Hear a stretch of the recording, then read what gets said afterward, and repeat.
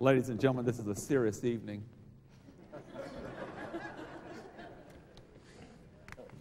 Good evening. My name is Tony Stewart, and it's my pleasure to moderate this very distinguished panel this evening. And as I do so, I'm very pleased to welcome all of you to the Great Apple, the wonderful city of New York. As we have our program this evening to close out a very wonderful week of journey through time, visits to 5 historical cities, I would like to pause for a moment to give the deepest expression of thanks to the many, many members of our staff and in this community, North Idaho College, for all the work they've done this week. There are too many to name personally, but they all know that I know who they are. And the committee of the Popcorn Forum and the Convocations also knows who they are. It has gone like clockwork, everything we've done, and that's because of the wonderful staff that we have at North Idaho College. I also thank very much all the members of the Popcorn Forum and Convocations Committee that worked for 12 months to make this happen. And week after next, they will start planning the next year. That's the kind of commitment and dedication that we have here. It has been a really, really wonderful, rewarding experience for all of us.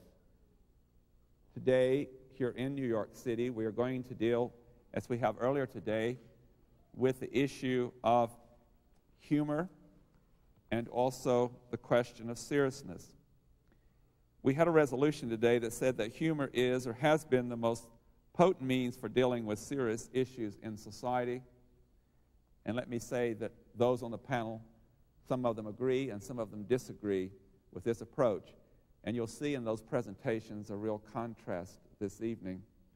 We have 5 well-known people in history to present, and when they finish, we very fortunately have back our 3 distinguished, famous guests from earlier today, and they will respond to the comments that are made by the panel members.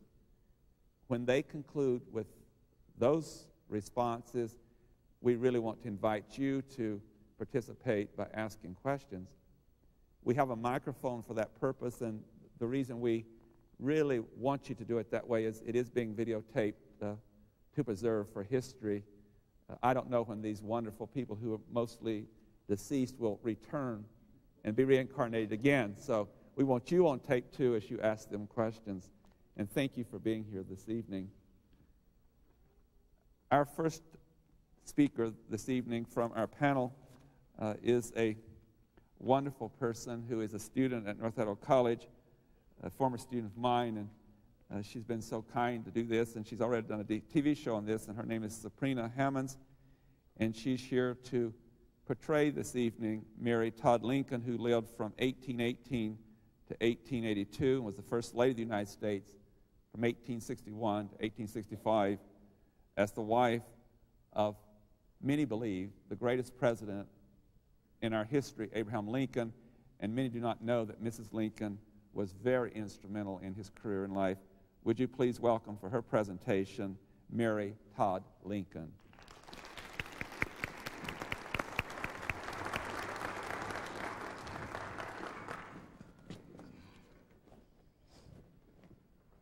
I will only marry for love.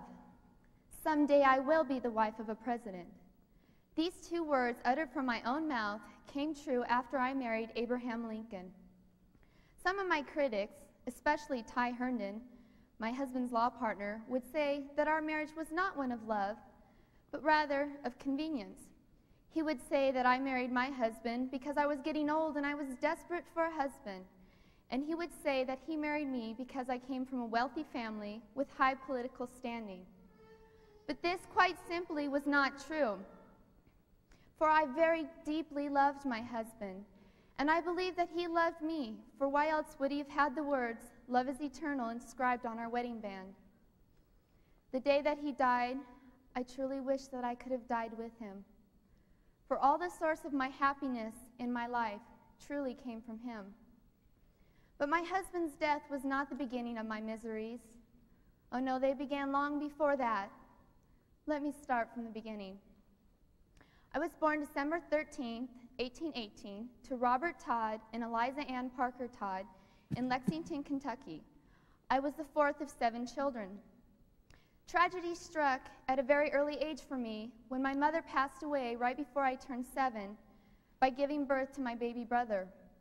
He only outlived her by 14 months.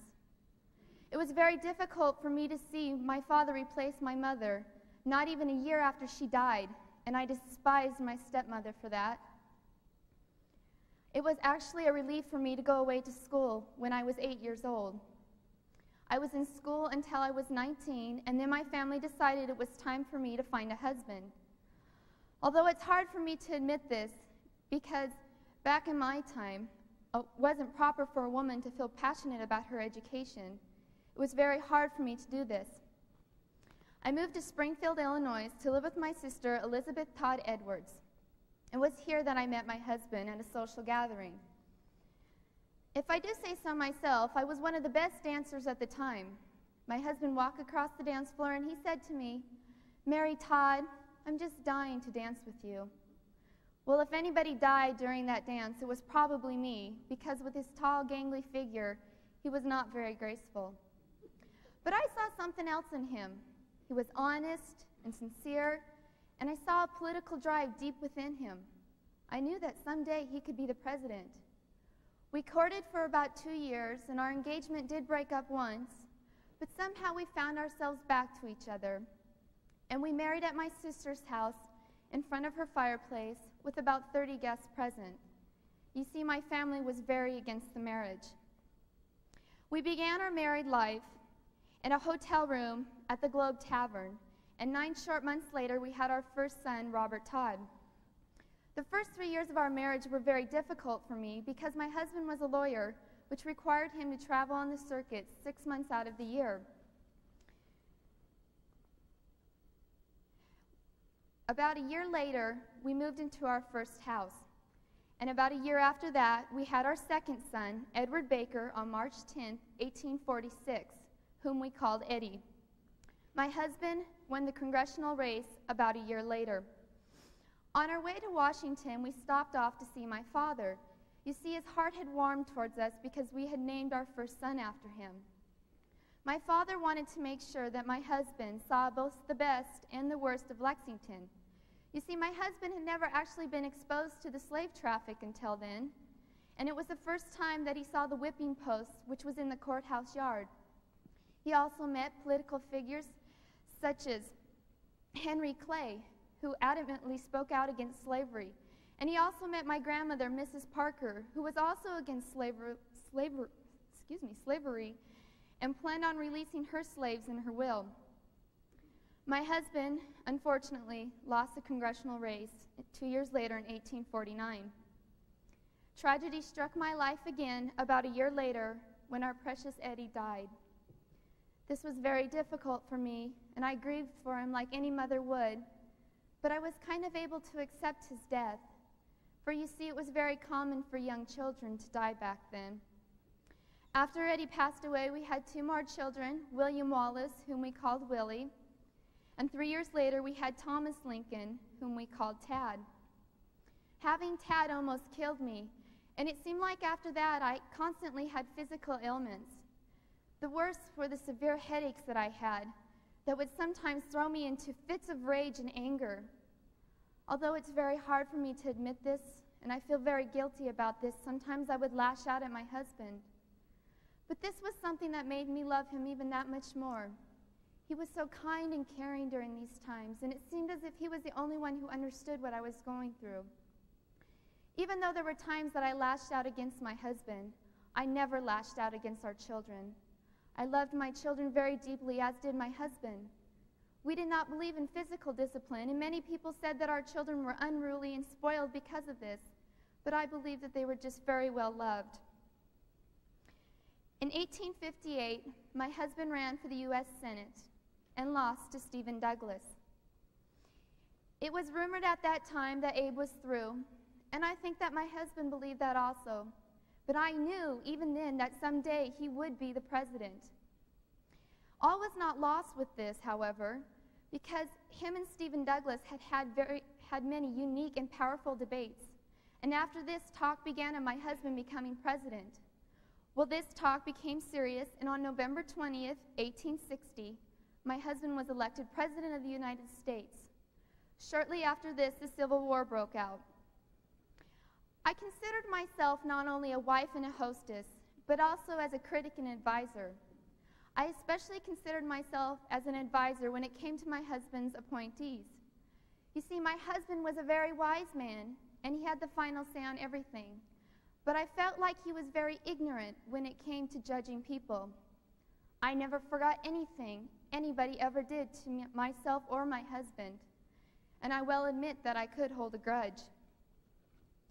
Although it was a lifelong dream of mine to live in the White House, it was a very difficult time, both physically and mentally, for both my husband and I. I was constantly misunderstood for my honest sympathy, for my genuine concern for the blacks. I was also criticized by the North for having Southern sympathies, and the South saw me as the first lady who rejected her own people. I was constantly criticized for my shopping sprees, which took place right here in New York City. I bought many beautiful gowns for myself and was trying to refurbish the White House, things that I felt were my role as the First Lady. But people felt that this was untasteful because it was a time of war. I was also criticized for keeping my son, Robert Todd, out of the war. You see, he was in college, and I felt that his education was very important. I'd also been into hospitals and seen the wounded men, and I just couldn't bear the thought of my own son being in one of those hospitals. I think my husband understood that mentally I would not have been able to handle this, and he supported my decision. I was also criticized for my various obvious grudges that I held, and for my sometimes public fits of anger. But what people didn't understand is how severe my headaches were at this time and how often they occurred. People also do not realize how loyal I was to my husband and to the Northern cause. So loyal that when my Southern relatives were hurt or killed, I could not express my sympathy or sorrow for fear of being called a traitor. Another tragedy struck our lives February 20th, 1862, when our son Willie died. I was criticized and blamed for his death also. For you see, the night he fell ill, we had a very important party at the White House. I had consulted physicians, and they had told me that his fever was going down and he would be fine. What people do not realize is how many times my husband and I both left that party tonight to check on him and make sure he was okay. I never did get over Willie's death, and I tried to bury myself in hospital work, but nothing seemed to work. I officially came out of mourning a year later, and about a year after that, my husband was elected to his second term. Finally, in April of 1865, the war ended. On April 14th of that same year, my husband was killed at the Ford Theater. It's ironic to think we're almost not there that night. You see, we had had a difficult time trying to find another couple to accompany us to the theater, which would have been socially unacceptable at my time. Finally, we had found someone at the last minute, and it had gone on to the theater. I remember I was sitting there holding my husband's hand, and I had just expressed my concern for showing so much emotion in public. He had reassured me that it was okay, and that the couple with us would not mind. About that time, I felt his body jerk, and he fell to the floor, whereas John Wilkes Booth had shot him. They hauled his body across the street to William Peterson's house, where he died shortly after. Not only was this a very tragic and difficult loss for me, but I was $70,000 in debt at the time of my husband's death.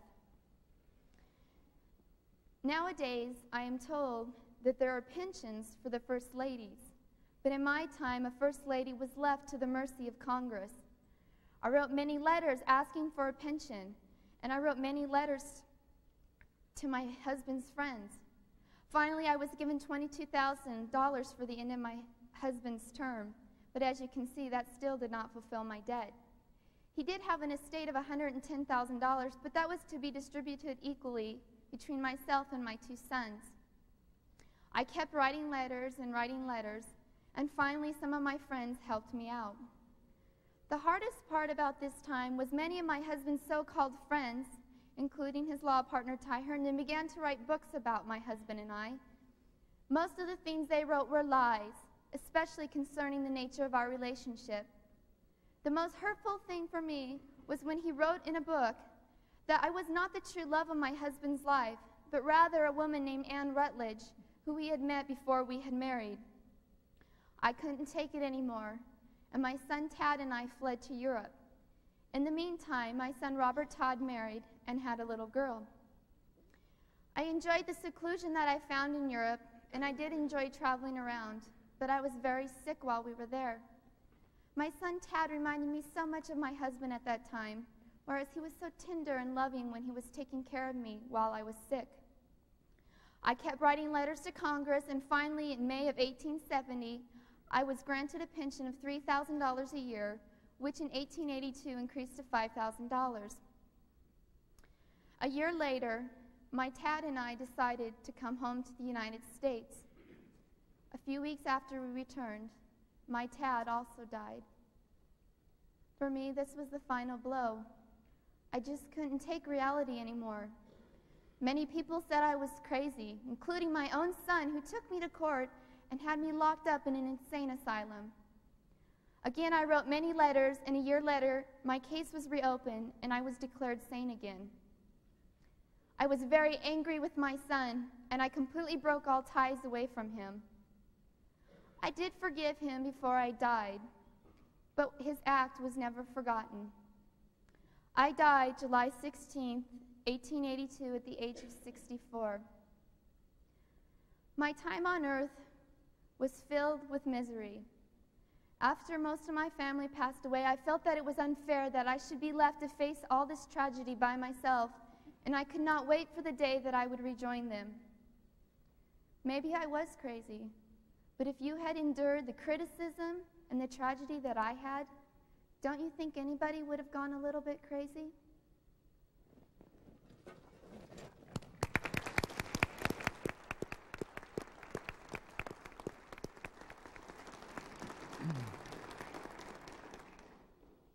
Our second panelist this evening is Lanny Stein, who is the director of the Auxiliary Services at North Idaho College, and I must add, a very, very strong supporter of our series and what we do through the Popcorn Forum and the Student Government. He's here this evening to portray W.C. Fields, who lived from 1880 to 1946 and was a really well-known American actor. Ladies and gentlemen, would you welcome W.C. Fields?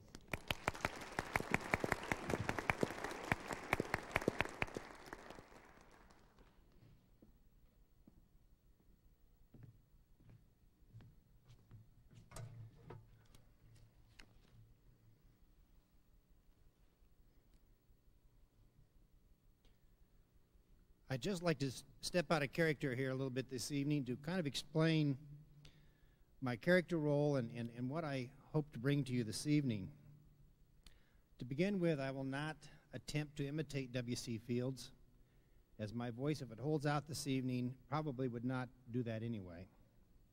I would surely not want to embarrass any of those who are fortunate enough to maybe have seen this man in the flesh, if you please. Nor do I want to spoil the novelty or the opportunity for you if you were able to see him or listen to him either on tapes or in videos. Most of the people think that W.C. Fields is a film star that was known for his eccentric outlook and distinctive speaking style. Yet Fields was also a revered general humorist, commentator, and sage of the American scene. Fields' humor was a humor in context, not easily pulled out of context. His quotes were often results of both on-screen and real-life activities. Often his most famous quotes, parboiled, for instance, in response to how he liked children, were succinct responses to inquiries or observations by people around him. It's a reactive sort of humor, the kind that most Americans use in coping with absurdities of life today. As a result, quoting Fields is somewhat empty sometimes and very difficult to do. Being able to tolerate some of W.C. Fields' more outrageous statements is a good measure of one's maturity.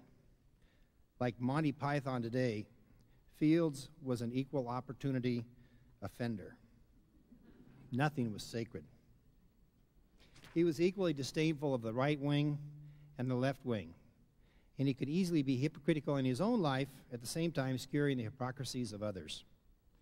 His massive vocabulary for fourth-grade students, his masterly speaking skills and unique outlook, Fields was certainly articulate. At the opposite end of some of his reactive quips, however, Fields would often ramble on into flighty tall tales laced with arcane words and irony. With this short introduction, I'd like to step back into W.C.'s shoes for just a moment, please.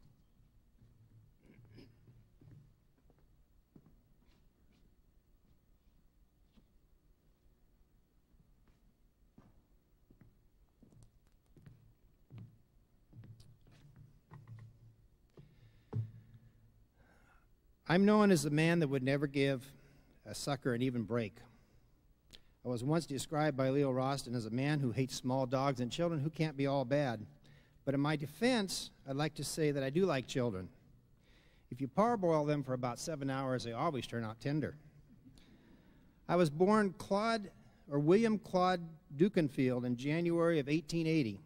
People wonder how my attitude about life has developed. Well, to begin with, historians have given me 3 different dates on which I was born. If they'd asked me, I would have told them. I know. Secondly, given the name of William Claude Dukenfield would turn anyone sour. My mother, too, had a sense of humor. As a youth, another child, a chum of mine named Charles Frobisher, and myself both developed a toothsome fondness for lemon meringue pie, which ultimately became a habit of ours. Our procedure for procurement was as follows. Charles would stand on the trolley track with his back against the oncoming conveyance. The navigator of the cumbersome, noisy behemoth would pound frantically with his heel upon the bell. The noise of the bell, the rattle of the car would drown out the competitive noises for blocks around.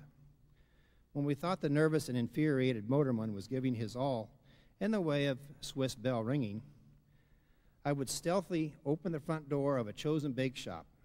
The faint tinkle of the bell on the bake shop door was no competition for the motorman's lusty and more robust gong and language.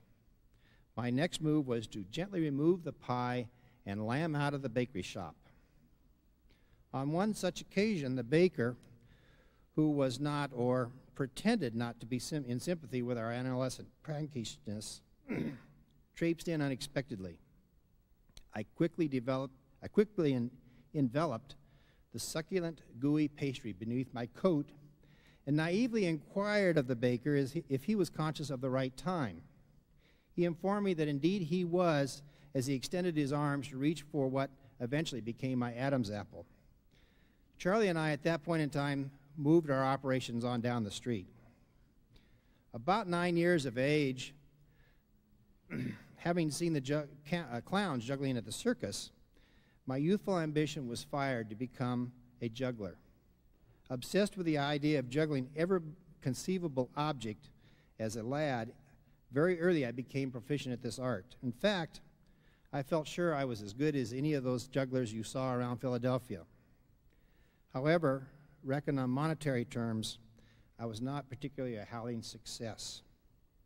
So armed with a lot of nerve, equipped with a lot of juggling practice, I sauntered forth into the world at age 11 to dazzle the amusement-seeking public with feats of juggling.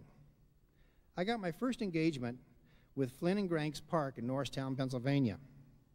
I got $5 a week, $1.50 of which went back to my booking agent.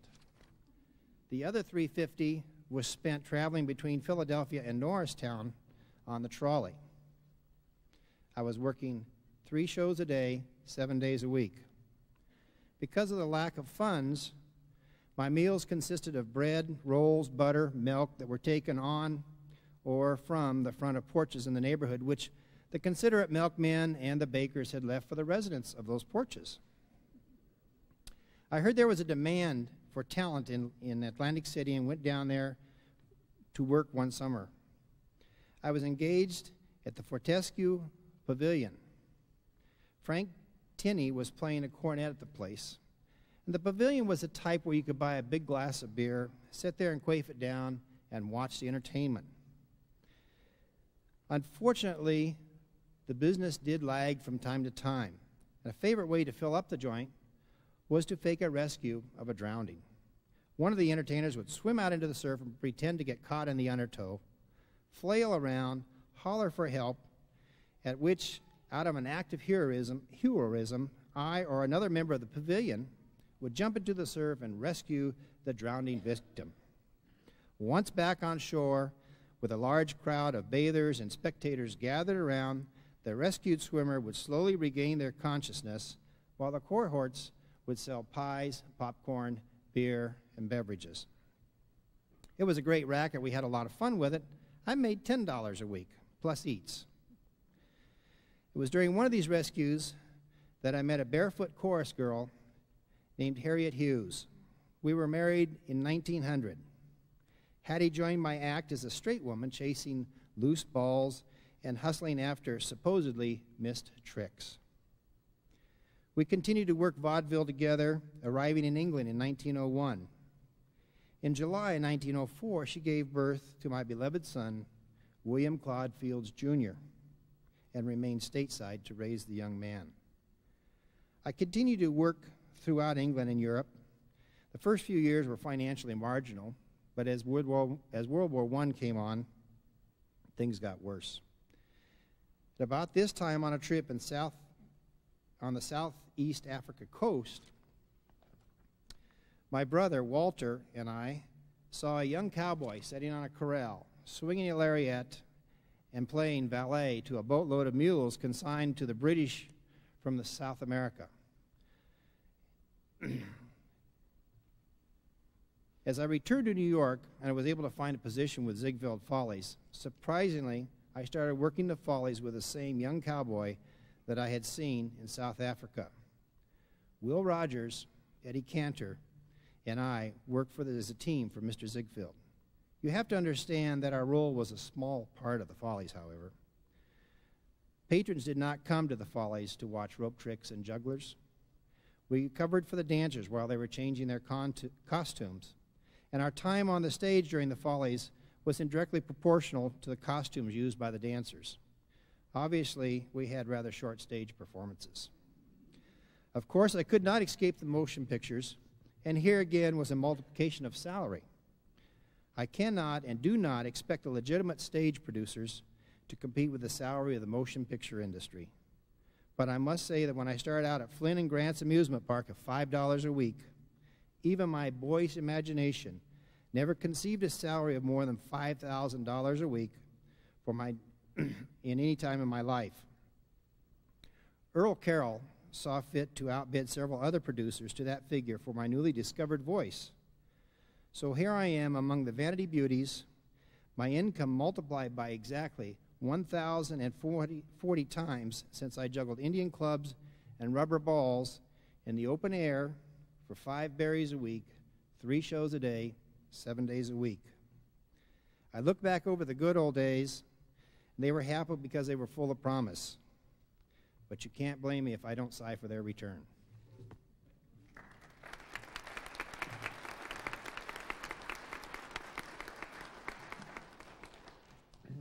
Our third visitor to New York City as a panelist this evening is portrayed by Dr. Victor Duarte, who is a member of the faculty at Federal College in the Department of Psychology, a fine faculty member at our institution. He's here to represent and portray Dr. John Broadus Watson, who was an American psychologist, and he lived from 1878 to 1958. Please welcome Dr. John Watson.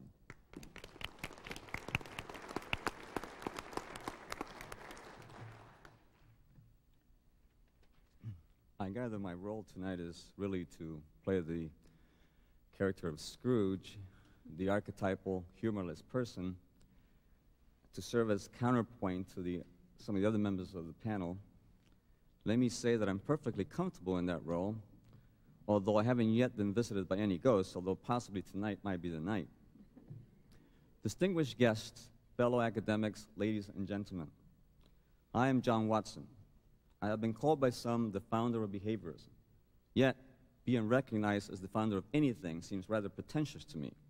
Rather, I would prefer to regard myself as a hardworking scientist who saw the need to challenge conventional views of human nature and suffered much in the process. For me, tribulation has played an infinitely more conspicuous role in my personal and scientific life than humor or joy. In fact, I would argue that while humor is a diversion that some people need in order to function, I have very little use for that emotion. And yet, I consider myself a healthy person. I would argue further that to the extent that humor is a distraction from reality, science and humor are antithetical. Is not the core of scientific inquiry an examination of reality? I would be hard-pressed to identify where in my life humor and joy played an important part in my scientific pursuits. Perhaps as I discuss my personal and professional achievements and battles, you will agree. My principal responsibility tonight is not to make you laugh, but rather to underscore the seriousness of the need to modify our current views of conventional psychology and of human nature itself in order to live and improve a more productive existence. It is also my responsibility to dispel the notion that the most potent forces for societal change are humor, joy, or love, when in fact it is the calculated application of dispassionate scientific principles that really counts. I therefore propose that tonight we explore a new type of scientific psychology based on observable behavior, a psychology that does not require internal agents to explain behavior, whether that be free will, purpose, love, or joy. In short, psychology that is not currently practiced. Today, most psychologists define psychology as the study of the elements of consciousness, and most psychological research is an attempt to discover the underlying structure of mental phenomena, be that thinking, feeling, or experiencing. But can we really ever discover the elements of consciousness objectively? Can we hope to know what another person is actually thinking, feeling, or experiencing? I believe not. Think of a device such as a radio. You turn the selection knob in one direction and you can listen to news. You turn the knob in another direction and you're being serenaded by music. Now think of yourself as a similar device, which turns in one direction or another in response to particular stimuli. If we could map out the connections between many such stimuli and responses, we would then have, I believe, the beginnings of an objective science of psychology, a science which would eventually allow us to predict and control behavior without having to appeal to internal causal factors. As you will surmise, my view of man is a mechanistic one. Humans respond in predictable ways under predictable circumstances. But why should this revelation cause so much concern and contention? To some extent, it is because it contradicts the unique place of man in nature. After all, are we not the only species with free will, purpose, or the capacity to laugh and experience joy? To think of man as a machine places man alongside and no better than the animal. And although the uniqueness of man argument sounds pre-Darwinian, it is nevertheless a still very common view of many psychologists today. In fact, one of my staunchest critics, the British psychologist James McDougall, specifically identifies this mechanistic interpretation as the principal reason for his objections to a behavioral psychology. Acrimony is not unknown among scientists, ladies and gentlemen, and for quite a long time, Dr. McDougall and I carried on a lively debate in print about the relative merit of each other's position. Eventually, we met to debate our differences in public. This confrontation took place in February of 1924 here in New York City. Dr. McDougall and I were supposed to tender our arguments, and then the audience would vote on the more convincing of the two. In retrospect, the notion of voting for the winner sounds more like entertainment than science. Even so, when I was declared the winner, behaviorists could at least begin to claim some modicum of credibility for the new science. The future of a behavioral psychology looked quite favorable that night. Many years earlier, as a boy growing up in South Carolina, it would have been difficult for me to imagine myself as the standard bearer for a new model of psychology. I had a troubled youth and found myself oftentimes in trouble with the law. But somehow, over the course of time, I changed. I became interested in academics. Later, I was accepted to Furman University. While there, I became involved in animal research. My work with animals led me to conclude that we could apply the methods used to study animals to humans. After all, we never cared about what the rat might have been thinking as it navigated its way through the maze. We just observed its behavior. Inevitably, I came to the conclusion that man could be studied in like fashion, and that as with the rat, we did not need to inquire about internal agents.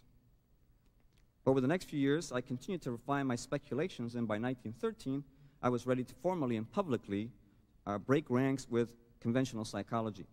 My public declaration of independence came that year when I gave the series of lectures titled Psychology as the Behaviorist Views It.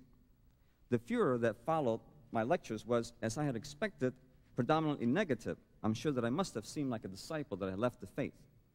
And what do we have to show for our efforts? I believe we already have some successes to report. For example, for the first time, it has been experimentally shown that fears in humans are conditioned behaviors. The importance of showing that fears can be conditioned in the laboratory is, of course, that then conditioning procedures can be used to eliminate such fears. Inspired by such findings, I once wrote the following: "Give me a dozen healthy infants, well-formed, and my own specified world to bring them up in, and I'll guarantee to take anyone at random and train him to become any type of specialist I might select: doctor, lawyer, artist, merchant chief, and yes, even beggarman and thief, regardless of his talents, penchants, tendencies, abilities, vocations, and race of his ancestors." While I have subsequently admitted to going beyond my facts, this was in sum and substance a type of behaviorist challenge to the world. Yet many did not interpret this as a challenge, but rather as arrogance on my part. Others found cause to criticize my statement on the grounds that the ultimate goal of a behavioral psychology was the control of people. I'm sure that many imagine a world in which an elite minority would come to have dominion over an uninformed majority. While this scenario may animate the science fiction writer and fuel the critic, the reality of what the behavioral scientist is trying to accomplish is much more sober. Still, others interpret this as an assault on free will and man's unique place in nature. But if free will is the capacity to choose a course of action, then free will is an illusion, because choices do not lie in the person, but in the environmental conditions in which choice occurs. People are fooled into thinking that they have free will, inasmuch as they're ignorant of that which controls their behavior. It is odd that people should be so afraid of control from without, since every day of our lives, our behavior is constrained by some set of rules. In most instances, we are either not aware of this type of control, or we have been conditioned to accept it. So then, why is the idea of control so disparaged in the context of a behavioral psychology? Ironically, a behavioral psychology will afford people more control over their lives, since they will be able to better understand how the environment molds their behavior. I would like to conclude with one example where the principles derived from behavioral psychology can be put to good use in the service of society. It is my observation that children today are being conditioned to become overly dependent on their parents. By showing excessive affection, parents are conditioning their children to rely on them for such nurturance. But what will happen to these children when they grow up?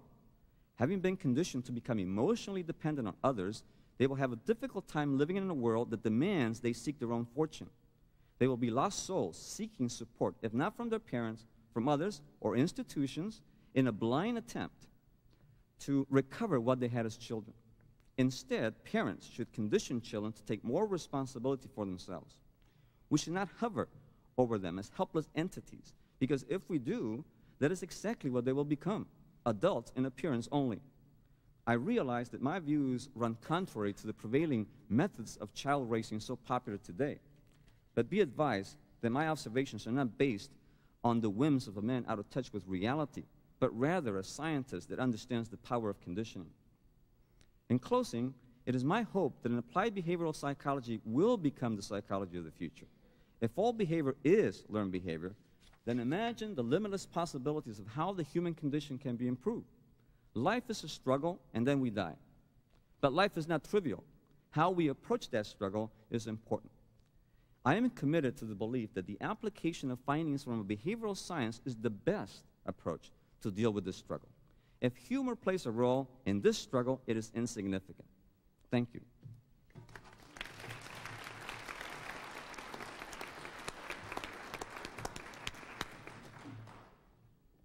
Our next visitor to New York City and a panelist for us is a member of the faculty at North Idaho College, another fine, outstanding, excellent member of that faculty, Annie McKinley, who's in the Department of Speech, and she is here tonight to portray Mae West, who lived from 1893 to 1980 and was a great American actress. Welcome, Mae West.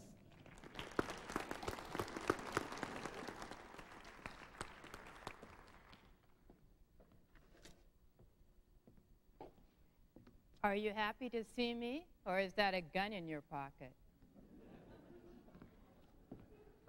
They claim I was born in 1893, August 17th in Brooklyn, New York. August 17th. That would make me a Leo.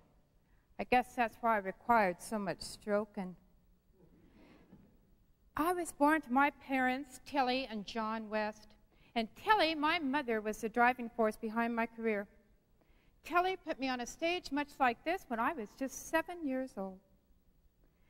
Tilly, my mother used to say to me, Mae, marry your career, not a man. So when I got married at 17, I couldn't tell my mama. I couldn't tell anyone. It was a secret, even though it was because my mama I got married. You see, I really just wanted to have sex with the man, but Mae told me that if I had sex with him and got pregnant and wasn't married, my mama would be very upset. So, I married Frank Wallace just to have sex with him. I can't remember if it was worth it or not. In fact, I can't remember very much about being married to Frank at all. In fact, we never lived together as man and wife, and he was soon a vague memory. You know, they say that marriage is an institution, and I thought to myself, why would I want to be in an institution? No offense, Miss Lincoln. I looked around and I thought, there are so many men and so little time. Every once in a while, a man would come along and he'd say, Miss West, let me marry you and protect you. And I'd look at him and say, protect me from what? One time someone said, Miss West, have you never found a man that could make you happy? I replied, several times. Well, when you think about it, though, I was probably liberated before they even knew the meaning of the word. I figured if the boys could do it, why can't I? Well, enough about my personal life. Let's talk about my stage life and my stardom. Now, I imagine most of you know me as a star of the 1930s in movies. You've seen those movies. But let me tell you what happened before I got there. That not only was I a star of film, but I was also a star of stage. I was in vaudeville in the early days, and also in the Ziegfeld Follies, like Miss Bryce. But also, I bet you don't realize that I was also a playwright, and an author and a novelist. Yes, I wrote 11 plays, 4 novels, and an autobiography. I consider that pretty good since I was a third-grade dropout. But even though I'm a third-grade dropout, I am bilingual. I speak 2 languages, English and body. Now, when 1926, I started in plays, and I was in one of my plays that I wrote, produced, and starred in, was a play called Sex. We'll talk more about sex later.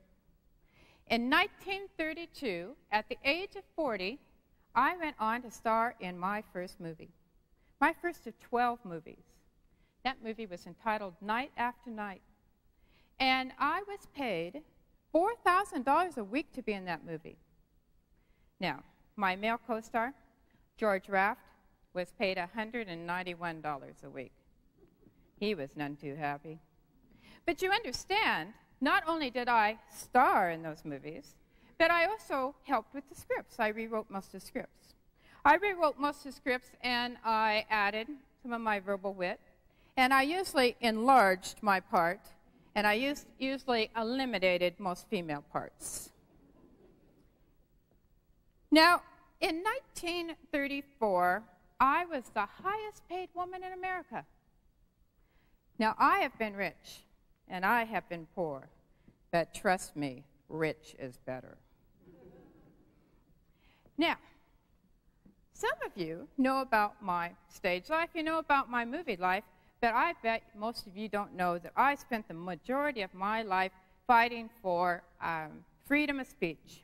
I spent the majority of my life dealing with the censors. In 1927, I was starring in the play Sex on Broadway, and in 1927, the New York police came in and arrested me and the cast for charges of indecency. They claim, or rumor has it, that the police sat through the production 8 times before they could decide if it was indecent or not. And they hauled us off to jail. The play was considered, I guess, a little bit even too racy for the New York Times and for the Broadway shows. Now, I noticed while I was backstage waiting, I was reading your newspapers, and 70 years later, it looks like New York City is still trying to clean up their act. You think they'd give it up after a while. Anyway, back to jail.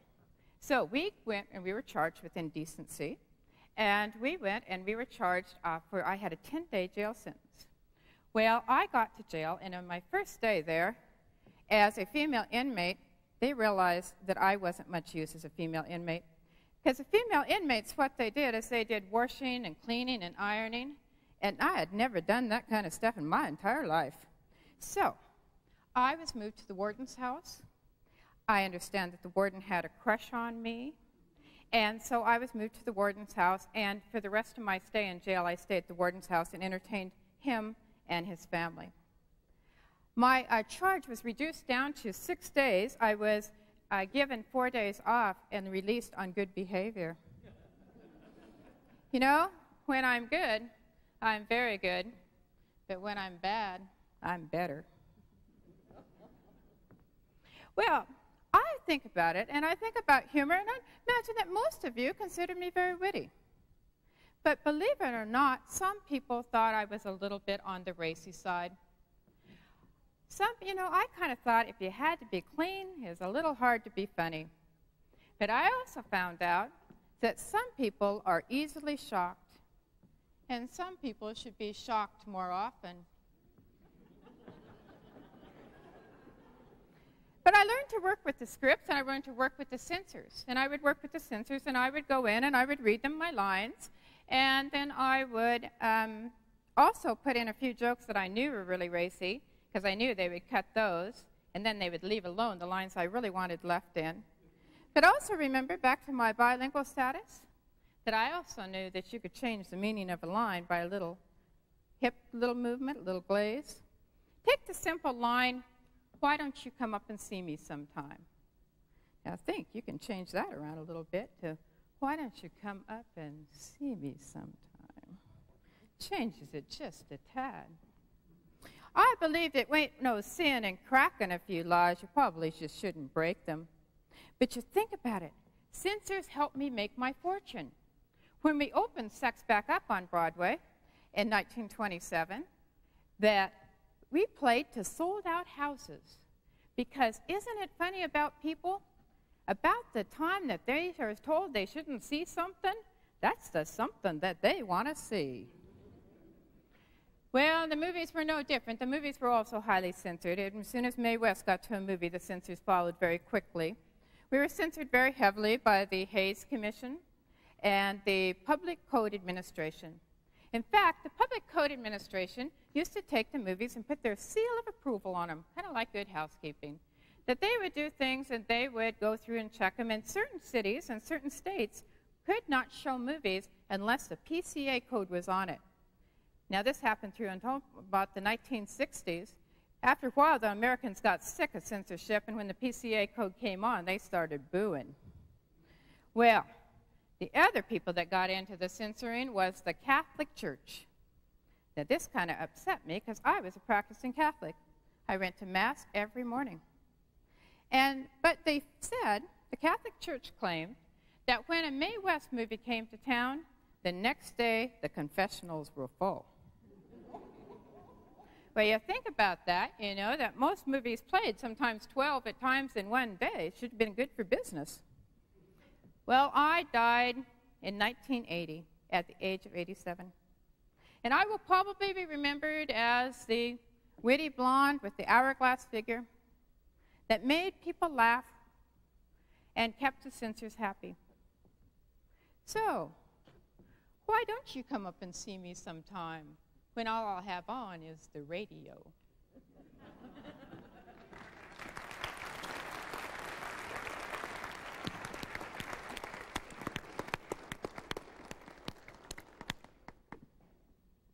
Our fifth panelist this evening is Dorinda Moyer, who is the secretary to the North Idaho College Popcorn Forum, and she is a tremendous help in making all these details take place with such efficiency. And she has come this evening to portray another well-known person named Fanny Brice, who lived from 1891 to 1951, was an American comedian and singer. Ladies and gentlemen, help me welcome Fanny Brice.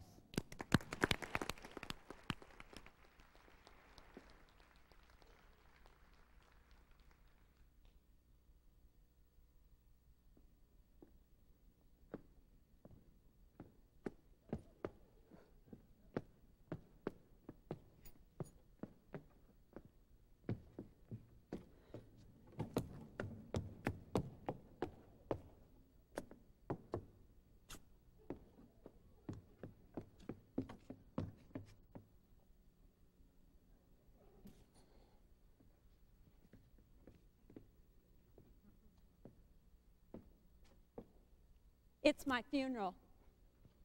Full house, though, over 2,000 people. And Rabbi Nussbaum, he had some nice words to say about me.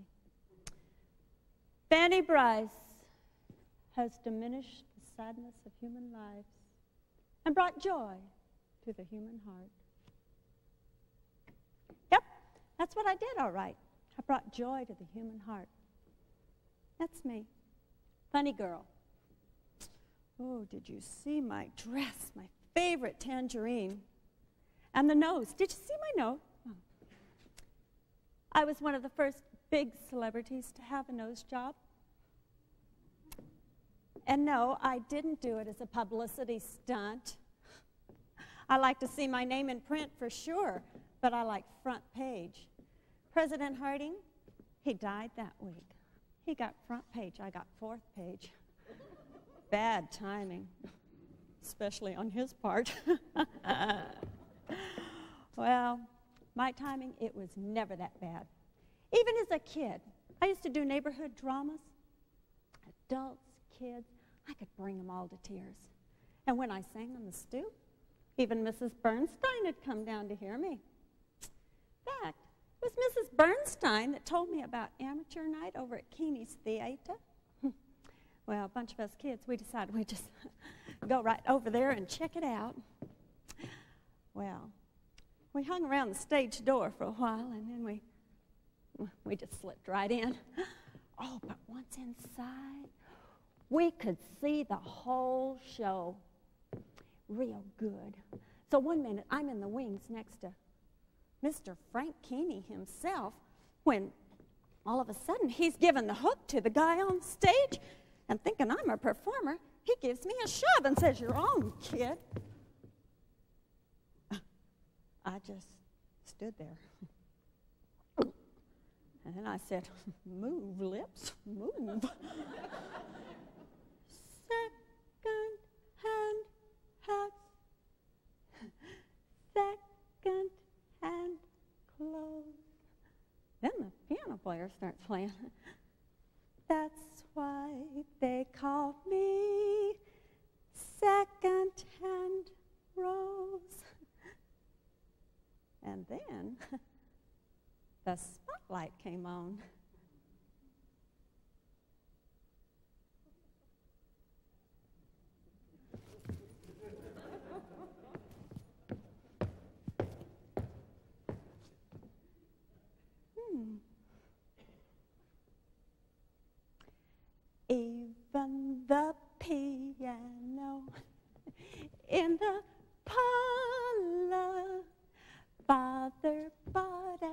10 cents on the, ooh, and they're starting to throw pennies on the stage.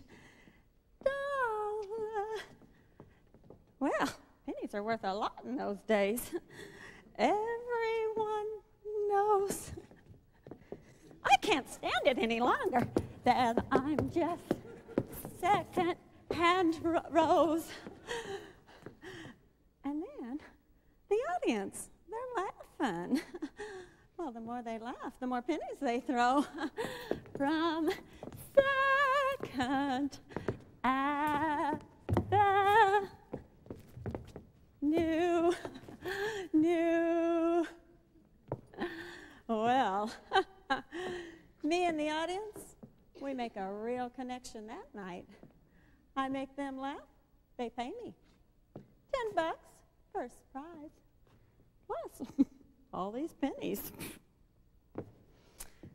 Oh, yeah. Like I said, we were good together, the audience and me. Why, we were just made for each other, kids. Sort of like peanut butter and jelly. So, a couple of years later, excuse me, when I went to work for the Hurtigs Burlesque, well, I figure he's going to be the bread for this perfect sandwich. So when I get there, I just go right out on the center stage. And then there's this booming voice that comes from the darkness. Get off my stage. Who are you anyway? What? I'm Fanny Bryce, new girl you just hired. So, get off the stage. What? Get off the stage. What? Get off of the stage? You heard me. You'll be singing from the gallery. The gallery? The gallery. Well, fine. I went to the gallery.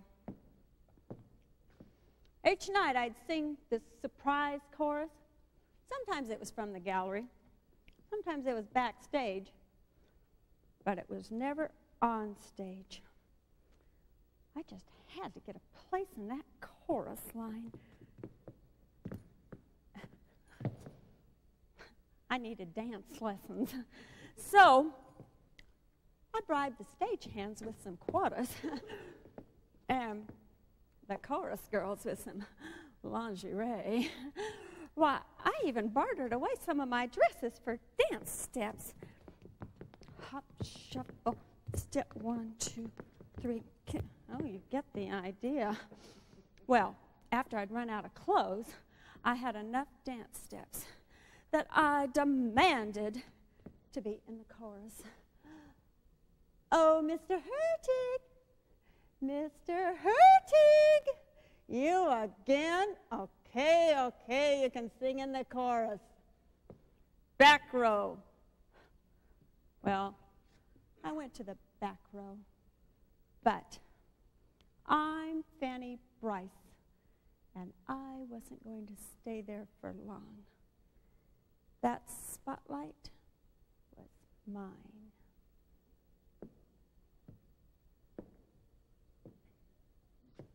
Okay, so it wasn't mine right away. Well, a couple years, do you want to hear this? Oh, you sure you do, it's real good.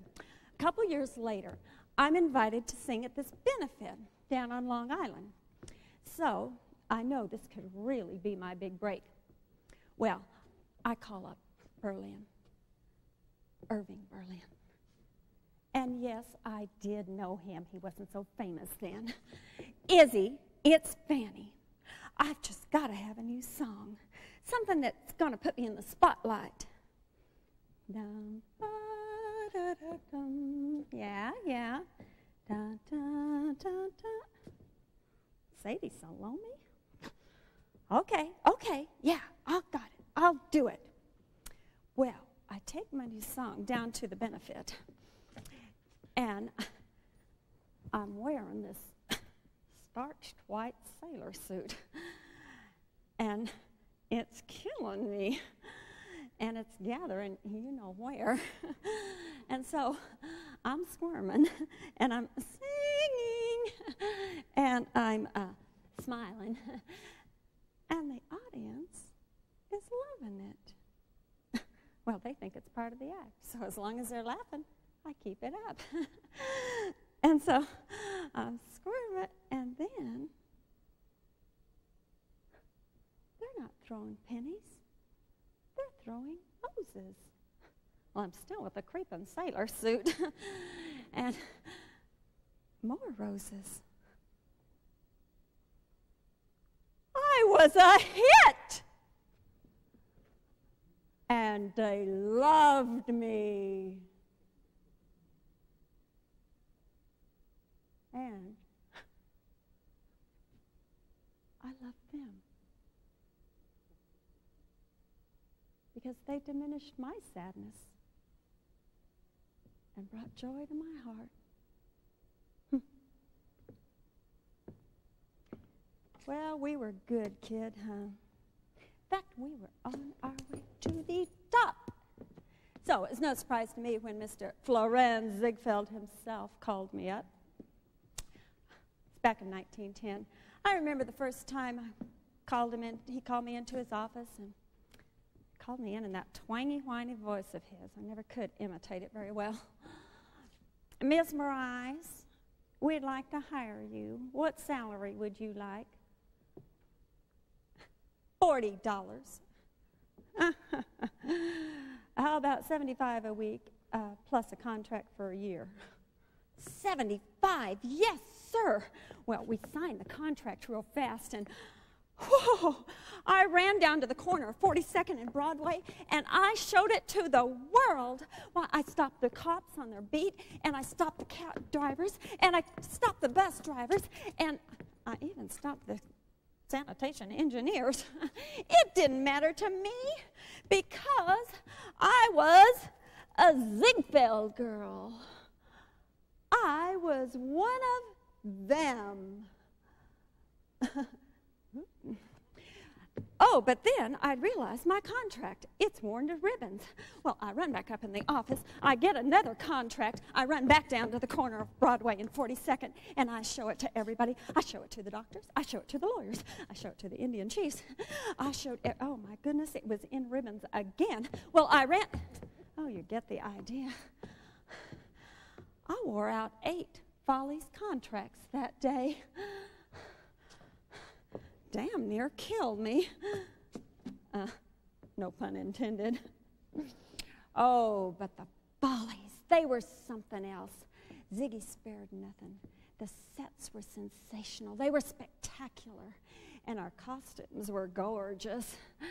And me, Fanny Bryce, I was the star. The other girls were glamorous, but me, I could make them laugh. They came to see me. It was Fanny's Follies. But by the end of the 30s, we'd had about 20 good years. Ziegfeld's Follies were fading. The big screen was coming on, the radio waves. And my nose, it was still a little too big for the screen, so I went to the waves. Hello, Daddy. What did Oo say? Snooks, please don't come in here now. Why? Because I'm trying to rehearse a speech. Let me listen. Okay. Mr. Toastmaster, ladies and gentlemen, thank you. You're welcome. I told you to keep quiet. I was thanking the Toastmaster. Who's he? He's the master of ceremonies. He introduces the speakers. Don't they know each other? Yes, but it's customary to acknowledge the Toastmaster's introduction. Does he get mad if you don't? He gets burned up. What are you laughing at? Burn Toastmaster! Oh, yes. We could still make them laugh, even without the sets, without the costumes, because we still had the voice that diminished the sadness of lives and brought joy to human hearts. Well, Snooks, it's time to say goodnight. We had a good life. Good night.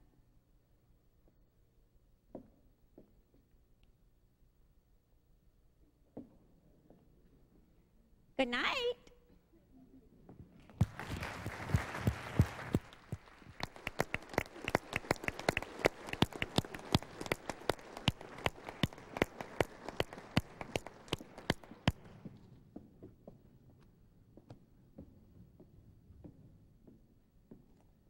That concludes our presentations from our 5 panel members, and now what we shall do is hear from our 3 distinguished scholars that have come to be with us today, and they will also be in character. And to respond to the presentations we've had, we first of all will welcome back here in New York City to present to you her response. Let us welcome Dorothy Parker.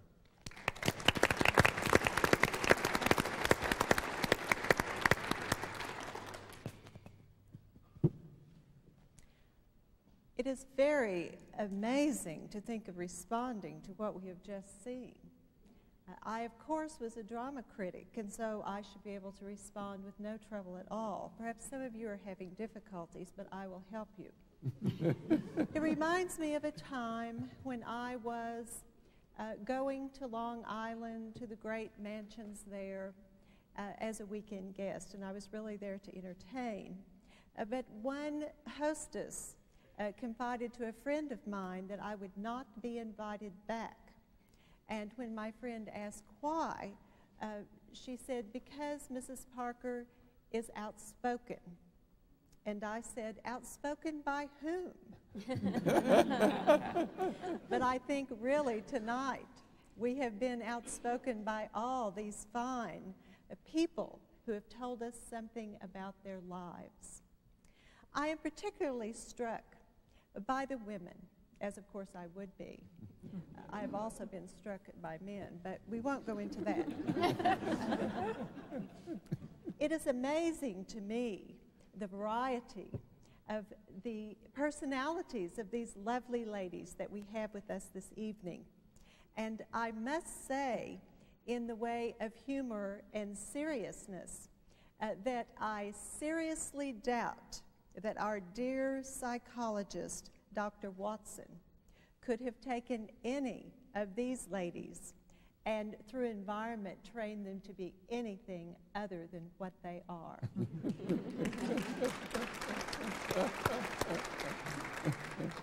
Indeed, I would give him a great deal of money to try. Thank you very much. Ladies and gentlemen, our next respondent will be another very famous person. Let us welcome Mr. Will Rogers.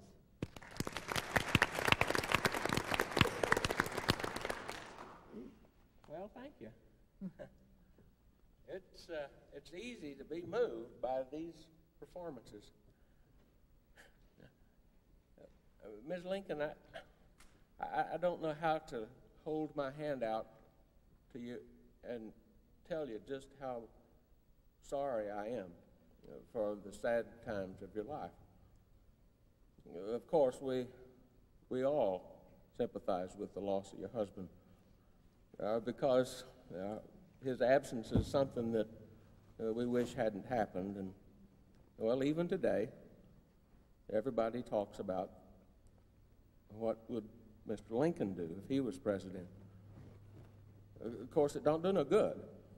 It's kind of like saying, what would our Savior do? And it won't do no good to ask the question until we just start imitating and trying to do what your husband or the Savior would do, and we would be better off. But I lost my mother, too, when I was a little girl. Well, I wasn't a little girl, was I? Speaking of like environment. Yes. And it was a very sad time, and so I understand a part of what you said. Whitey, it's good to see you again. Yeah, we go way back, don't we? Lots of good times. And Eddie. He was a good friend, too.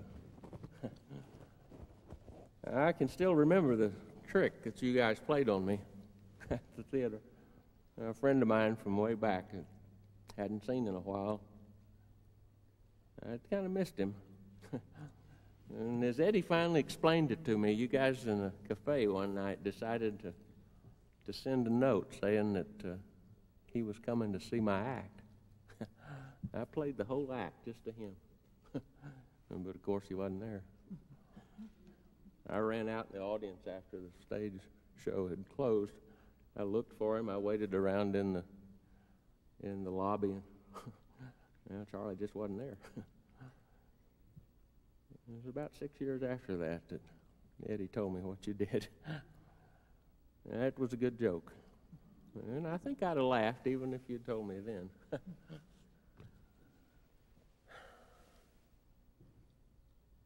Dr. Watson? I didn't understand a word of what you said.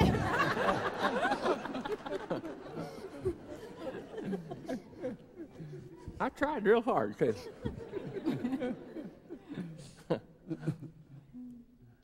But I guess it just comes from my not having been to college. May, I'm sorry we didn't get to make movies together. I know there are a lot of people who see the movies these days who complain about them. But you know, and I think I do as well, nobody ever made a bad movie on purpose. No, those are all just accidents. The bad ones are accidents, and the good ones are a miracle. But once in a while, they do come along. Some of you ladies that have become famous out there, you know, you're kind of like the untouchables, except you're more like the unapproachables. I know you try to get people to come up, but well, I think you're kind of harmed by people like Greta Garbo. You know, she tries to stay out of the sight of everybody. But maybe we'll get to do a film together. I'd sure like that. I tell you. And Miss Bryce. It's good to see you again. Yeah. You know, Whitey would sometimes try to trick me when I would be backstage and I had to just use the dressing room that was used by the limousine drivers for you girls. But he would always call me in just in time to sort of peek in at one particular change of costume that I think it was Ann Pennington had to make so quickly that she didn't have time even to close the door of her dressing room when she made it. And well, he would try to get me to just be where I could kind of see it, and I was always real embarrassed. But I know the years that I was gone out to California when I started trying to make movies the first time, I know that Mr. Ziegfeld he was especially proud of you. You carried the show for a year or two there. He was a good fellow. We owe him all of us owes him a lot. Well, good company. It's good to be back in the city. We appreciate your inviting me to come and be a part of this party. Our pleasure. Thank you very much.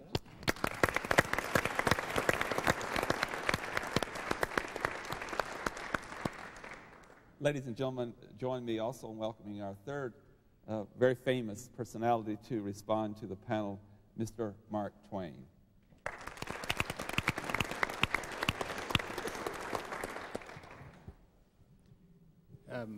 Miss Bryce, I felt the way you must have felt that first time that I stood before an audience. I thought I was going to die. And I wished I'd have brought a coffin onto the stage so I could do it, to have done it. The way you did tonight, it was wonderful. course, then I wouldn't have had much of a career, would I? At least not on the stage. You know, Mae West, it was the censors that boosted my career, too. Huckleberry Finn was not selling well. Didn't have hardly any reviews when those moral icebergs up at the Concord Public Library banished it from the shelves because it was rough, coarse, and inelegant. That was a great puff. I said to the publisher, that's going to sell 25,000 copies for sure. It did better than that. By March, it had sold 40,000 copies, and by May, 51,000 copies. But, Dr. Watson, I admired what you had to say. I mean, it was in the scientific spirit that I so much enjoyed myself. I was a reader of newspapers, too, Will, and I had read about an English earl that had come to this country, and they took him out in the West for entertainment to hunt buffalo. And they killed 70 of those magnificent animals and ate a part of one, left the rest to rot. And so in the scientific spirit that I'm sure you will understand, Dr. Watson, that I decided to pursue the question, what is the difference between an earl and an anaconda? And so I caused a calf to be introduced into the anaconda's cage. Well, the grateful serpent crushed the calf and consumed it. And then I introduced finally 7 more calves, but it never bothered the others. So I concluded that the difference between an earl and an anaconda is that an earl is cruel and wanton, and an anaconda is not. And Darwin is wrong. That scientist, I think we might agree, is wrong. Man is not the descent of man from the lower animals. Should be called the descent of man from the higher animals. As an experiment proved that the anaconda was not descended. Man was not from the anaconda. The anaconda was a much higher animal than he. And when man descended from him, he lost a lot in the translation.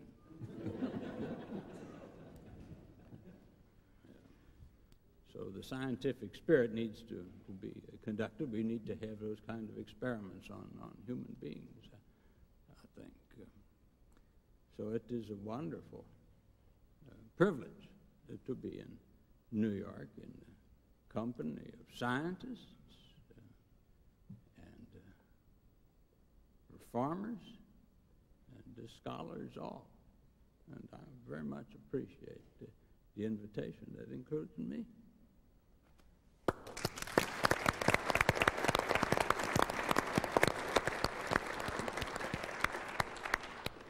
If our good staff would put the lights up in the auditorium, please. As the lights go up, then we are going to take a few minutes, if you wish, to invite you to the microphone, which is in the center here, if you have a question for any of our panel members, any of our guests. And as someone is coming forward, hopefully, I would also welcome you at the end of our program out into the main lobby. We have some refreshments this evening, and you can meet some of our people who are here this evening during the reception to close out the 28th annual symposium of the Popcorn Forum. Does someone have a question, please?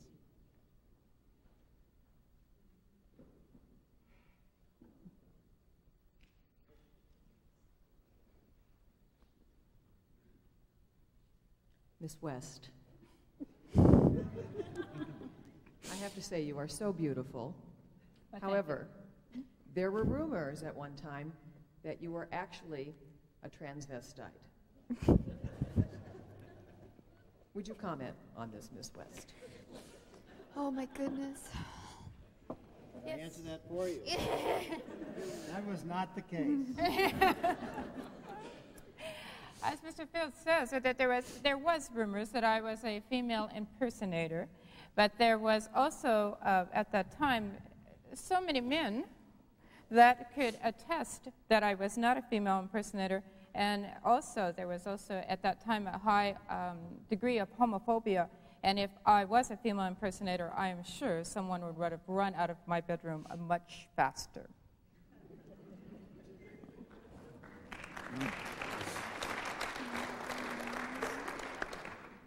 To the contrary, Miss West, I don't believe anyone ever ran out. I think it was quite the opposite. Rumors, rumors, rumors.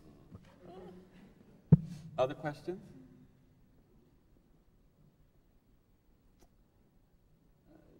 Dorothy Parker and I had a discussion about our audience earlier today, did we not, Mrs. Parker? Yes, Yes. And I defended them, is that not right? you did. I indicated that they're wonderful and they have had a long week. They have been here, many of them 3 times a day for 5 days, and I think that they have won the endurance record. Yes. But they're feeling kind of shy tonight, aren't they? Well, I think that that might be by the fact that not only are they might be somewhat tired, but you're somewhat intimidating. Actually, we might reveal to them that they are simply part of a great experiment that Dr. Watson has. Is that, There was no popcorn forum at all. would you like to explain that in more detail or have Dr. Watson to? I think we need to have Willie explain Yeah. that one much more. He can handle that one. Would Dr. Watson like to reveal this particular It's experience? true, actually. In fact, underneath everyone's seat in the auditorium, there should be a device that at some point, if no one comes up and asks a question, that device will be turned on. So I would encourage you to actually make the effort. Oh, to that come up. worked. That's wonderful. That man's chair had it in a condom. I'll take the challenge. I have one question for Miss West and Miss Parker. You obviously are women of different values. Struck by Miss Parker, you seem to be a woman who would love to see most men dead. While Miss West, you just seem to be a woman who'd love most men. I'm looking for areas of commonality besides the fact that you both like your men horizontal and stiff. Are there other areas that you see that we have in common?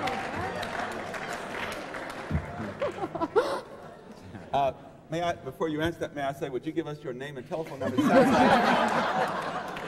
Sounds like you'd make a great panel member next year. Miss West? I'll let Mrs. Parker take it. Well, of course you will, my dear. Actually, I was struck by the fact that Miss West and I were born in the same year, and I think that probably says a great deal about us.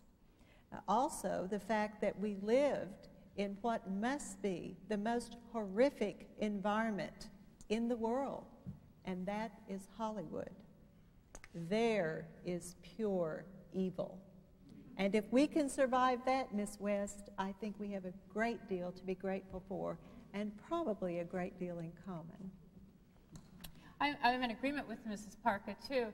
At that time, we're both known for our verbal wit.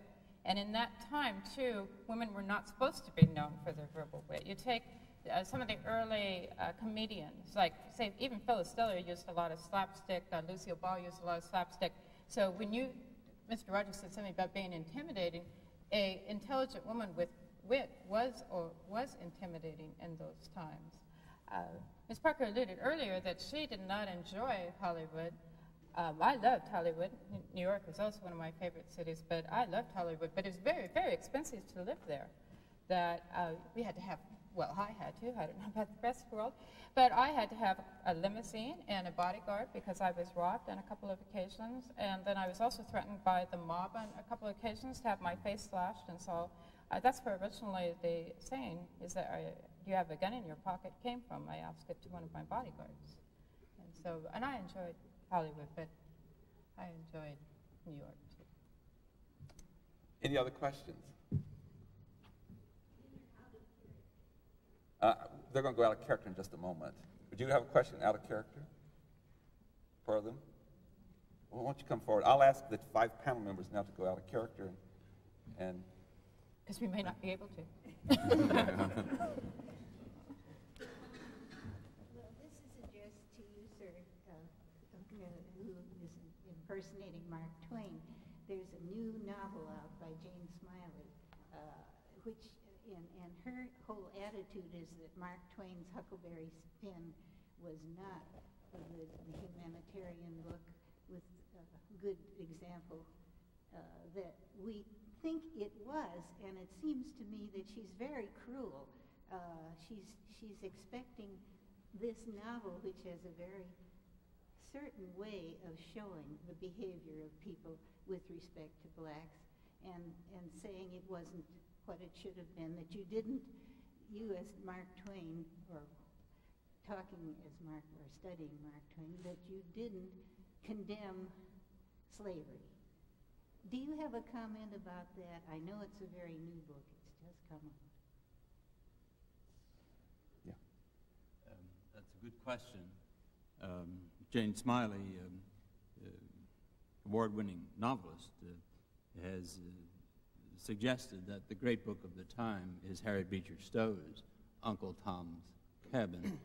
She broke her leg, and she said, that's no punishment for a person like me. I just looked forward to 6 weeks of reading, and so I read Huckleberry Finn again and was disappointed and thought it was a terrible book. And the unfortunate thing for Miss Smiley was that she wrote that up and published it in Harper's Magazine. The next issue, there must have been 50 letters taking her to task for it. It was not a book about slavery. It was a book set in slave times, but it was about the 1885 and about the Gilded Age, and how even after emancipation, the country was not about to let the former slaves be really free. And the irony and the foolishness and the silliness, and as I said earlier today, the constant repetition of the word nigger is ironic and therefore critical. I think that I would simply disagree with Miss Smiley's analysis. It is a much more subtle book than Uncle Tom's Cabin, and for that reason is still worth reading. I'd like to say something about that as well, because one of my other characters besides Dorothy Parker is Harriet Beecher Stowe. And I too read the article, and the original article, and I agree with George. I think she misjudges Huckleberry Finn, but I think she really makes an excellent point about Uncle Tom's Cabin, which has been sort of dismissed out of hand for many, many years. And so I hope that people are going to start revisiting Uncle Tom's Cabin, which is a very different kind of novel. As George says, it's not subtle at all. She just beats you right over the head with whatever she wants you to know, and just in case, then she preaches to you for several pages. So, but it's a fascinating academic debate that is raging right now, but I think the wonderful thing is that people are getting excited about both of those books again, and about talking about them and thinking about them. The Oxford University Press has just reissued all of the American editions of Mark Twain's works, and under the general editorship of Shelley Fisher Fishkin, and she chose a contemporary novelist to write or author to write the introduction, and a leading Twain scholar to write the afterword. Guess who she talked into writing the introduction for Huckleberry Finn? Toni Morrison. Interesting. And it's a wonderful introduction. This is a book that we must all deal with, and she describes the series of reactions over the years that she had herself as she read and reread Huckleberry Finn. Thank you. Before we go out for the reception so you can talk one-on-one with them, I do have one question for the 5 local panel members. I think this is really important, and our scholars who are here, you've been very kind, not only with your time, but I greatly appreciate some comments that you made to the media today that were so complimentary about our 3-year Chautauqua program here and our people and what they do. But one question that has intrigued me for 3 years, and I've asked it in private to a lot of them, and I'd like for them to share it with you publicly, that when you are playing a character and you are attempting to know that person quite well and you're reading the materials, that's very different than sitting down and simply reading the work when you're going to have to play in that role. So I'd like to ask you 5 to briefly state how has this affected you? And we have some members here who have done this more than 1 year. How's it changed your life in any way internally? Has it affected you for the future? Dorinda? For the past 5 months, it's affected me immensely because I've been consumed by Fanny Bryce. As far as what I read and how she's affected my life, her whole outlook on life was to make people laugh. You know, there's so many serious things in the world. There's so much heartache. And during her era, the rumblings of war were over in Europe. The Depression had hit. The stock market had fallen, of course. And yet, through all of this, she felt like that when someone entered the theater, they were coming not to be reminded of what was outside the doors, but to be able to laugh and to have that kind of humor when they were inside. So she never alluded to any of the political things that were going on outside and really didn't even talk about them in her personal life. So I think that helped me to just appreciate humor for what it is. It's not trying always to make a statement, as some have talked about today, and Will Rogers said it earlier in his presentation this afternoon. People just need to have a good laugh sometimes, and that's been real refreshing. Thank you. Sabrina? When you first asked me to do this was my first year at NIC. I had never seen a popcorn forum. I had no idea what a popcorn forum was about. But for any of you that know Tony Stewart, when he asks you to do something, it's very difficult to say no. So like an ignorant fool I was, I said, sure, I'll do it. And then Dr. Clay Jenkinson had a workshop over Christmas break discussing Chautauqua, is that how you pronounce it? And I'm sitting there, and I'm panicking, and I'm panicking, and I'm going, oh my gosh, I had no idea what I was getting myself into. And so that's when I really started to panic and started to research the character. And when I first picked Mary Todd Lincoln, my history teacher had suggested her saying, oh, she was such a grumpy old lady, she was such a bore, it'll be so easy to make her humorous. And I had read a book where it told a story, and I don't believe this was a true story now. I think this was one of those fabricated books, but it told a story of her telling Abe to go put some wood on the fire, and he didn't do it, and she told him again, and he still didn't do it, so she got mad and went and got a piece of wood and hit him over the head with it. And so I thought, oh, this will be easy to make this lady humorous. But as I started reading about her, my whole attitude about her changed. I mean, she was very well educated, and I think her biggest sin was she was just so far ahead of her time. I mean, she was very intelligent, she was very politically active, had a very strong political mind, and knew so much more than women did of their time. And I mean, she was very sympathetic towards the Northern cause and freeing the blacks, which I also believe was above her time. And as far as her spending thrifts, I mean, you look at Jacqueline Kennedy, and, you know, they thought she was wonderful for what she was doing. And Mrs. Todd was criticized for trying to do the same thing.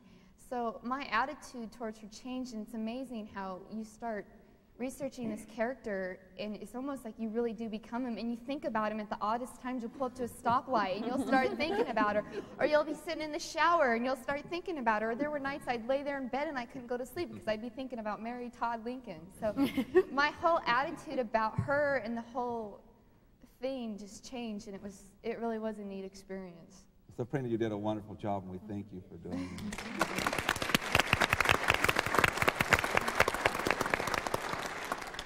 Lanny Stein.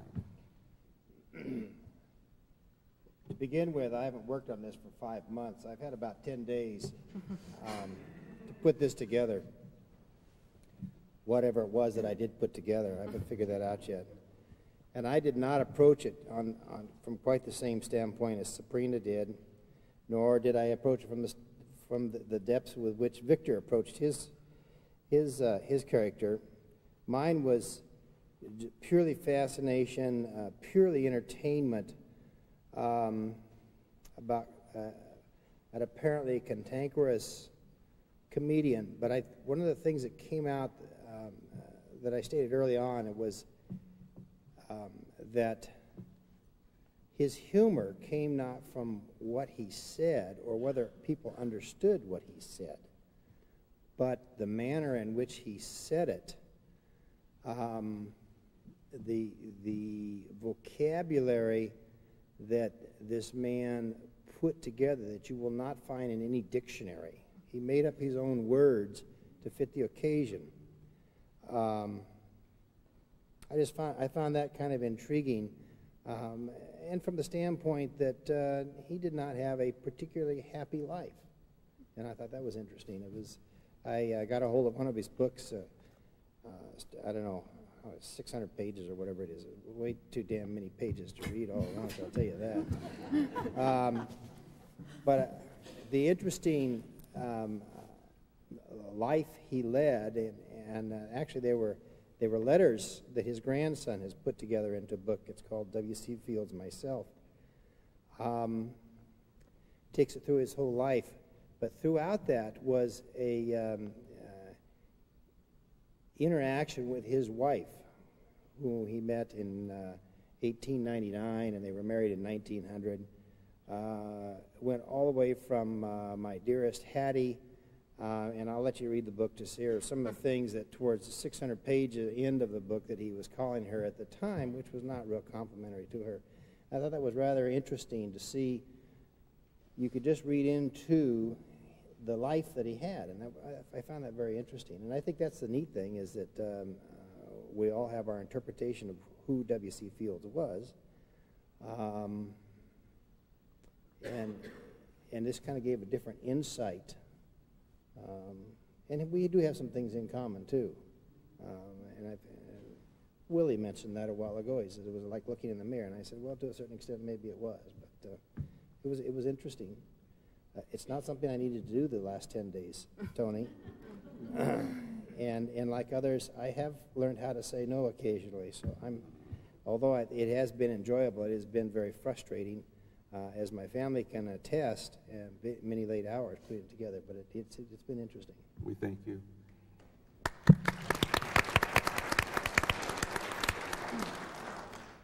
Annie, I've known a long time, and she's a marvelous person in the classroom, and she too communicates so well. And Andy, are you taking anything away from this in your own life, or how you teach, or how you communicate? To me, it was very fun to come up with the Mae West character. When Tony called me, I think last fall, and said, would you like to be part of this? First of all, I thought he'd had the wrong number. But then I'd also remembered back, my good friend Mona Klinger has done this for years, and then I said, oh, Mona always got to wear great costumes, yeah. I just like to see you do a lecture like this. So anyway, so I thought, oh, yeah, and then I don't know why, you said something about, they went through all the different days of the week that you were having stuff, and all of it made no sense to me when you're talking about something about Egypt and something about France and all this other stuff. But then when you said humor, and my studies are in humor, and I do a lot of humor workshops, so I said right away, and then I said, well, I don't know even how it came up, I said, can I be Mae West? And so I don't know if that was a weak moment or not, and I've taken a lot of jokes lately about, are you going to have silicone implants for this character? But so anyway, so I had just great fun researching it, and that's what was fun to me. For me, I just knew her as, I thought of her as kind of a dizzy blonde from the theater or from movies. And then when you start researching her, you realize really how intelligent she was and how she, used her wit and everything. And I just found her very, very interesting. And it does become consuming and stuff. You find yourself talking in character. My husband said that I'm starting to like the character a little bit too much. So he'll like to see me move out of character soon. But I really enjoyed it. I had a lot of fun putting it together. And the worst part is I start thinking, ooh, I wonder what they're going to do next year. Yeah. Great, great.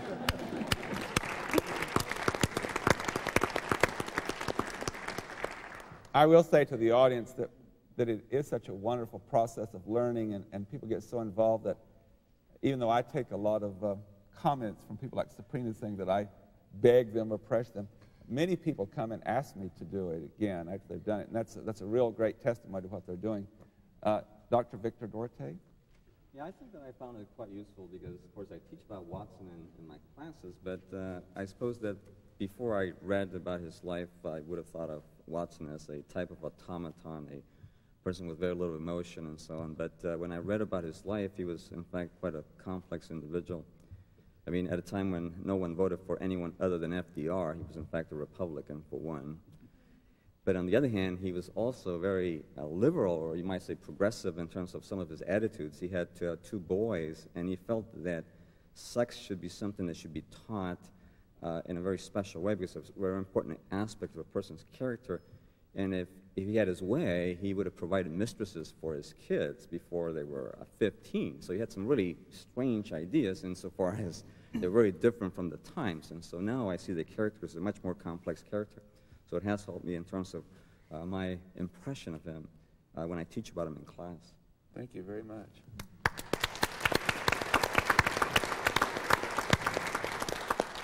And our final conclusion before we go out to the reception is, and some of us will disappear because one of our great guests has a very, very early flight tomorrow morning. I must get her back to the hotel. But I would like to invite, we have this wonderful opportunity. Our three scholars are here.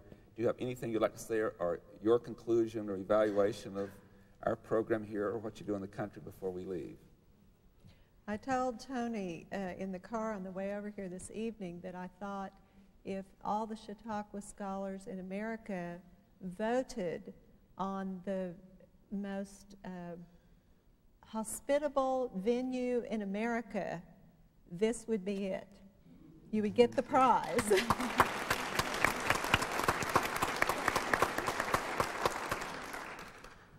Yeah, it's been a real delight to be here.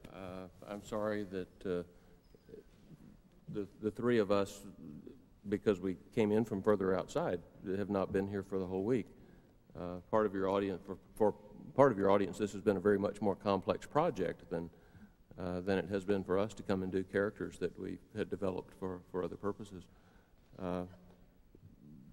You all are very fortunate, I think, to be part of a group, faculty group, student group, staff that's as enthusiastic about doing this. Because it really does open up something that's, I mean, to study a character and to develop a character, the differences and the similarities that we find in our own lives and the lives of these people that become part of us, that's really what the humanities are about. And I think that's what we think we're up to, at least, is trying to generate a deeper understanding of that humanities truth. So, we thank you.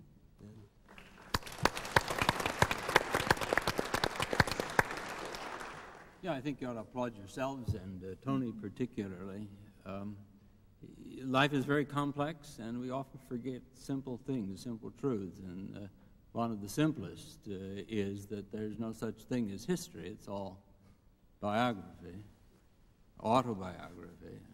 I once said that if it were up to me as a college president, I would cancel all majors, majoring in fields or movements or periods of history, and require people to major in somebody, anybody. Just get to know another human being. And I think almost all of you said a similar thing tonight. Even though you had one opinion in the beginning, you came to see a human being of the good side and the bad side. It's always a danger you fall in love with your character. You need to see the warts and the faults of that character. But if you learn it well enough, you'll learn that. And in the process, you'll learn yourself. There's no such humanities discipline except a comparative one, whether it's comparative literature, comparative religion, in the sciences, comparative anatomy, everything is comparative. But the ego is the thing that gets in the way so much. And if we learn another ego And you've stuck with this project for 3 years, which is astonishing. And I think it's because of that you've got such wonderful faculty assistants. And you ought to really applaud and congratulate yourselves and Tony that's held you to this. It's really spectacular. And what you'll learn, I think you'll discover a long time from now, and not necessarily this week. Thank you. Thank you.